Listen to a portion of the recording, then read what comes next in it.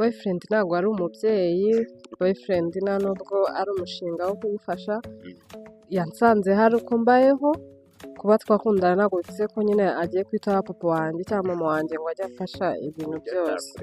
Friend wawe aguhoza ku nkeke ya sex. Ntabwo mbyumva ko niba ukunda umuntu wamuhoza ku nkeke, kuko iyo umuntu akwiyumvamo iyo sex yazayiguha igihe yumva ashakira kuyiguha. Boyfriend wawe nta kazi agira.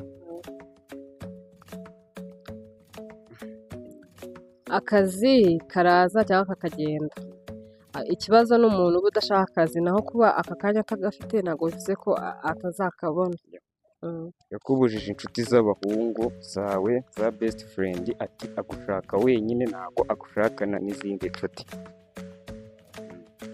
Mbere yuko uhura na boyfriend uba ufite inshuti, kandi na nyuma y'uko agiye ugumana n'inshuti. Rero kunkura ku nshuti ho ndumva bitakunda, kereka izo nshuti zibaye zinjyana mu mico mibi nkabona bikwiriye. Yifuza ko nimubana mutazabyara. Mu gihe Imana yaba yaremeye ko mbyara, ntabwo rwose umuntu ari watuma ntabyara. Ahembwa ibihumbi 300 ku kwezi, ariko nta mwenda we uzi, nta nkweto ye uzi, nta pantaro ye uzi, nta musatsi we uzi, nyine tu ntacyo bimaze.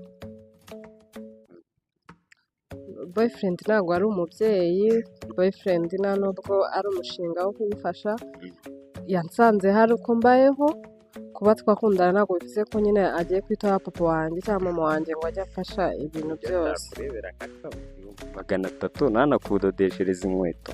Uko mfite ibibazo nawe yaba afite ibindi bye yitaho, ntabwo nabitindaho.